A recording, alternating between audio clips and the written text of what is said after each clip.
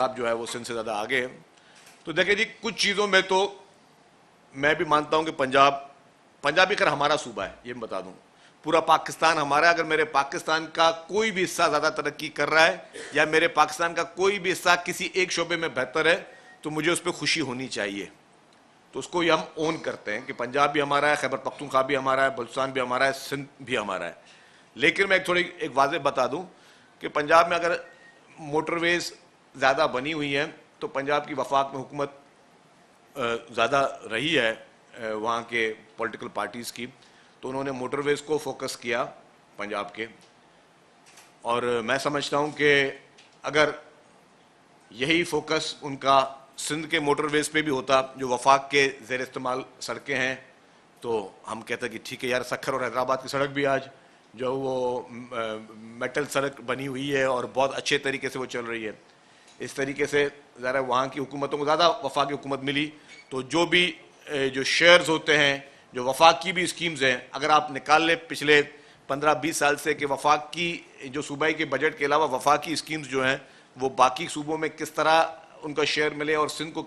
हर साल में जो है वो कितनी ज़्यादती हुई, तो वो लिस्ट भी मौजूद है। मैं आपको उसकी प्रेजेंटेशन जब बोलेंगे मैं दे दूँगा,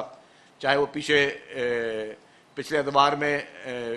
PMLN की हुकूमत हो या PTI की हुकूमत हो,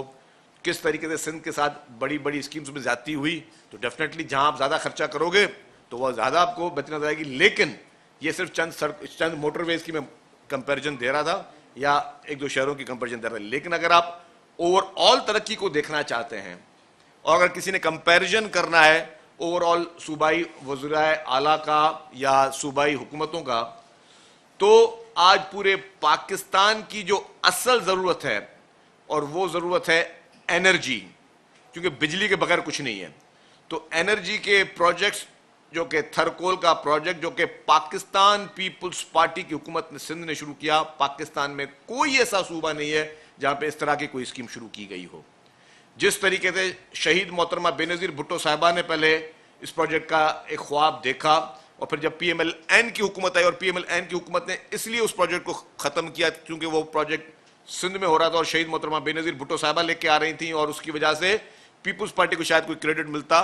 तो उसके बावजूद फिर जब 2008 में मोहतरम आसिफ अली ज़रदारी साहब की हुकूमत आई और पीपल्स पार्टी ने उस प्रोजेक्ट को दोबारा शुरू किया, उस वक्त के वज़ीर आला सैयद कायम अली शाह साहब ने उस प्रोजेक्ट को दोबारा शुरू किया, तो थर्क पार्कर के कोयले से आज पूरे पाकिस्तान को नॉन स्टॉप जो है वो कोयला मिल रहा है और जो हमारे इसी कोयले से बिजली बन भी रही है। और जहां पर बाकी कंपनीज बाहर से इंपोर्ट करके कोयला लेके आ रही हैं, वो और बाकी माहिरीन भी ये कह रहे हैं कि जी सबसे बेहतरीन कोयला जो है और सबसे सस्ता कोयला वो हमारा लोकल पड़ेगा, वो थरपारकर का पड़ेगा। तो ये mega project Pakistan peoples party की हुकूमत सिंध ने शुरू किए। जो हेल्थ सेक्टर की बात है, मैं हमारे बिजनेसमैन ने जो बात की, मैं उससे बिल्कुल उस वक्त चाहे उन्होंने मजाकन कहा या आज उसकी तरदीद भी आ गई, लेकिन क्या हेल्थ सेक्टर में सिंध से कोई और सूबा कॉम्पीट कर सकता है? चीफ मिनिस्टर सैयद मुराद अली शाह साहब की ज़ाती कोशिशों से और हेल्थ मिनिस्टर साहबा मोहतरमा अजरा फजल साहबा की ज़ाती कोशिशों से जिस तरीके से हेल्थ सेक्टर ने सिंध में ग्रूम किया है, पाकिस्तान भर में आज भी पूरे पाकिस्तान से पेशेंट्स, चाहे वो खैबर पख्तूनख्वा के पेशेंट हो, चाहे वो बलूचिस्तान के पेशेंट हो, चाहे वो पंजाब के पेशेंट हो, वो सारे के सारे सिंध में आते हैं और मुफ्त इलाज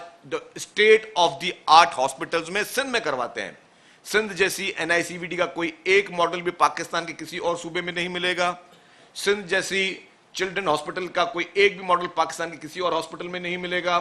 सिंध जैसी